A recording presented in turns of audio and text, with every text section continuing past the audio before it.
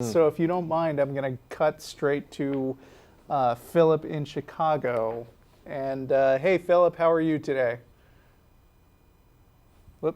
Oh, line one. I forgot the phone's busted again. Philip? Hey, how's it going? Hi, how are you? Doing real good. Hey, Pastor, how you doing? Doing well? What? That's good. Oh, yeah. Turn. If you've still got your TV or stream on, then turn it off because you're getting some echo. Oh, okay. Okay. Can you hear me? Yes.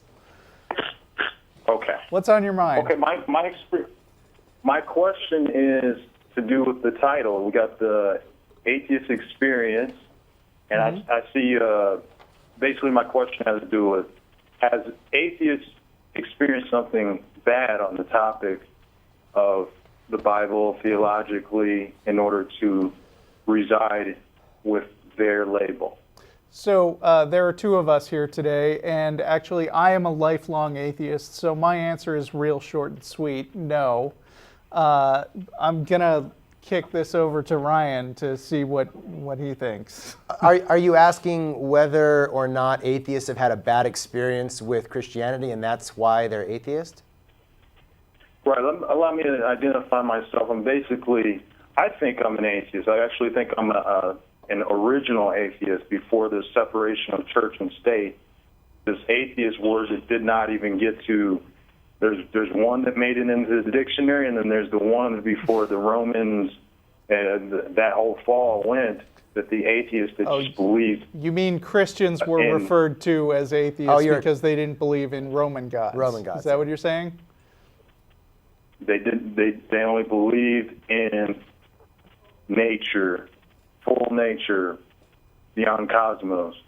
Sure, but you're a Christian, right? That's what people call me. Okay. Fair enough. Well, do you believe in... Yeah, okay. What's the question? Or? Well, his question, I think, he was asking in general, but did you in particular have a especially bad experience with religion that turned you away from the whole thing? I mean, I think anybody that spends any time around religious people has bad experiences. I mean, I think if you're a member of a political party and you spend time with the members of your party, you'll probably have some bad experiences too. But in general, I had a great experience in the church. My childhood growing up in the church was really positive. Summer camp, youth group, just good conversation about issues that I cared about. And so I would say, even as a pastor, I mean, it's hard work being a pastor. You're exposed to sort of the ugly underbelly of the church in a way, like the politics of it. But in general, I really loved being a pastor. I had a really good experience. So you're still a pastor, just in a different label. I mean, sometimes it feels that way. I mean, I feel like sometimes I'm asked to answer questions or share my experience with others or listen to others as they share their experience with me in a way that is somewhat pastoral or like a chaplain in a way. So yeah, I mean, I'm not sure where you're headed with the label, but it sometimes feels appropriate. Yes, I have a theory that everybody that dislikes something, they had an experience that took them elsewhere, and it always had to do with people. I mean, if you're going to try to apply this universally to all atheists, you should take into account my experience, which is my parents were also atheists. I never really grew up believing in God, and I haven't had any particular trauma around religion. I like being an atheist, and I've never been particularly tempted by the Bible or Jesus or anything like that. So you might want to. So have you ever been tempted? Sorry about that. Have you ever been tempted to do the things that are attractive in the Bible, like loving your neighbor, loving your enemy, even though that's hard? You can do that stuff without believing that there is a God. I mean, there's nothing unique to the Bible that precludes love if you don't follow the Bible. What do you mean by I know that's not the original. It's not original, but it's actually. I strongly believe that the Bible has, not necessarily in its many translated forms, but as far as the bunk and the elements of the original hermeneutical approach text, that's where you're going to find that these are universal laws that are. Yeah, but I don't think you gravity. quite understand where I'm coming from. I don't care.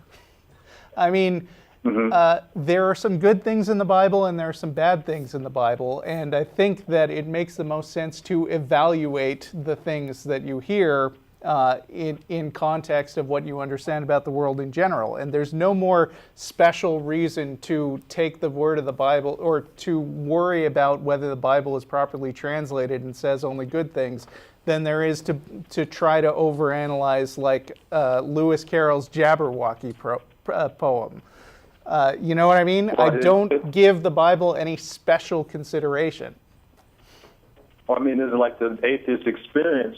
So I think that experiences are all about the meaning that you attach to things. You know, there's this separation between church and state we got, and then all of the money that is printed says "In God We Trust." I think is probably one of the most important issues. Otherwise, this radio station, I'm not sure where it would be, nor myself. Well, that stuff demonstrates that it has a stronger cultural foothold than a lot of things, but that doesn't make it correct. So what is God according to the Bible, Pastor? Say it again. According to the Bible, theologically speaking and hermeneutically speaking, what did you find out is the entity of God from your studies and all your work that you've been doing? Well, I mean, I really feel like that God is I guess I would say God is the projection of human beings' longings and desires and hopes and dreams and wishes, even fears, and that we take these aspirations that we have for ourselves and for our community, and we've projected them largely onto this big screen of the universe.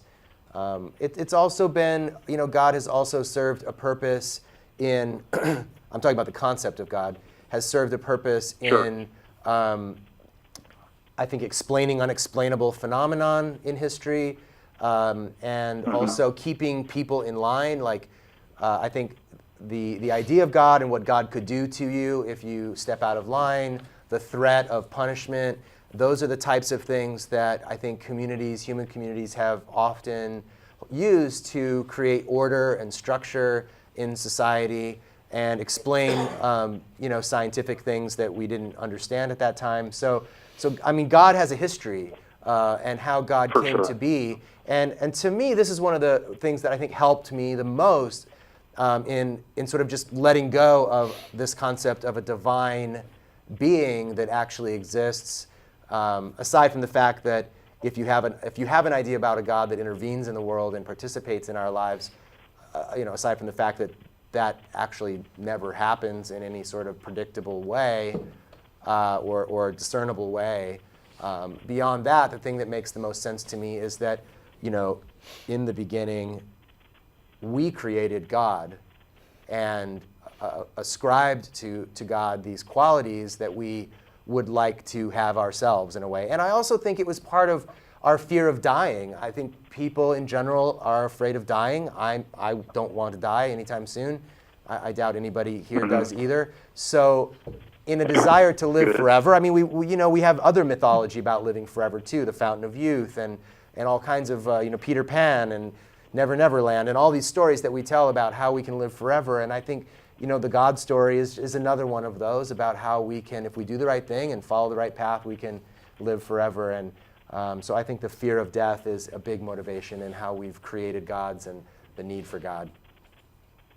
So how does atheism solve that, being that we live in a country that is supposedly separated from the church? I'm not sure who was joined with the church. Excuse me, killed the great country, Jesus.